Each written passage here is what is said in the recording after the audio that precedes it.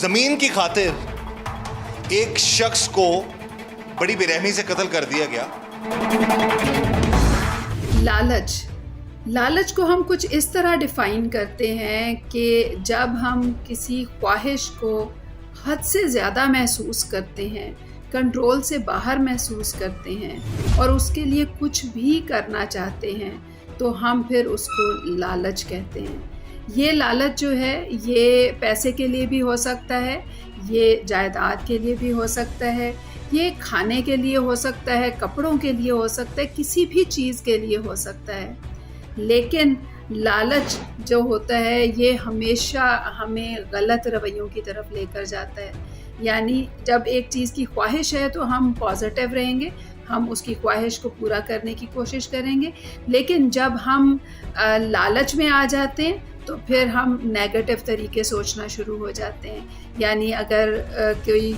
पैसे की ख्वाहिश है तो पैसा हम किस तरीके से कमाएं, कौन सा तरीका हो जो कि चाहे गलत ही क्यों ना हो, हम उससे पैसा हासिल कर सकें। इसी तरह से जायदाद अगर हासिल करनी है तो अगर वो आपकी ख्वाहिश से आपकी लालच बन गई है तो फिर आप उसके लिए कोई भी गलत रवैया इस्तेमाल कर सकते हैं। वो गलत रवैया आपका ये भी हो सकता है कि आप किसी को कत्ल कर दें, या ये भी हो सकता है कि धोखे से वो जायदाद हासिल कर लें।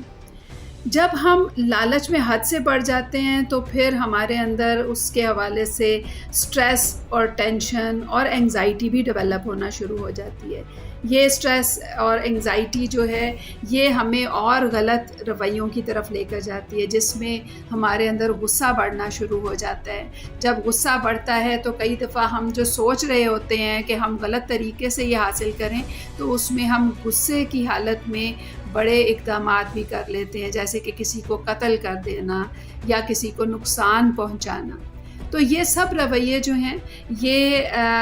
लालच से शुरू होते हैं। यानी जहाँ पर हमारी ख्वाहिशात लालच की शक्ल इख्तियार करती हैं, वहाँ पे मसाइल स्टार्ट होते हैं।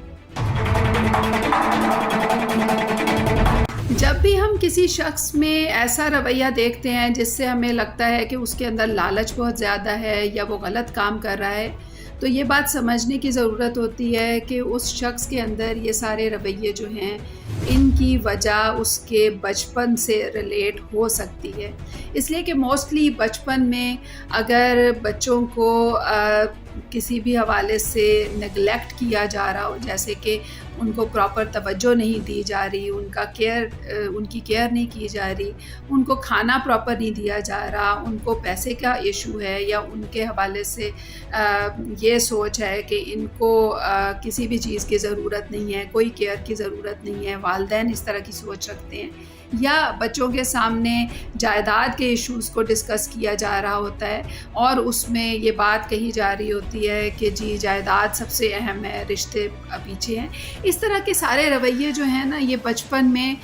बच्चों के जहन में बनते जा रहे होते हैं। यानी बच्चे जो हैं इन्हीं चीज़ों को देख रहे होते हैं, सुन रहे होते हैं और सीख रहे होते हैं। तो इससे आपकी पर्सनैलिटी में तब्दीली आना शुरू हो जाती है और ये तब्दीली जो है बड़े होकर वाज़े तौर पे नज़र आती है जब छोटी छोटी चीज़ों में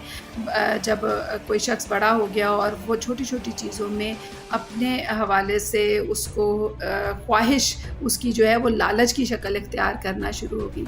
अगर हम देखते हैं कि ऐसा रवैया किसी शख्स में है, वो लालच से ज़्यादा लालच में पड़ गया है और उसको है कि वो बहुत कुछ हासिल करना चाहता है, तो फिर उसे गाइडेंस की ज़रूरत होती है। उसे पता चलना चाहिए कि आपकी लालच जो है उसके लिए आप कौन कौन से गलत काम कर रहे हैं और उनके क्या कॉन्सिक्वेंसेस होंगे। इसमें कॉन्सिक्वेंसेस बहुत अहम होते हैं। जब सज़ा मिलती है, जैसे कि यहाँ पर भी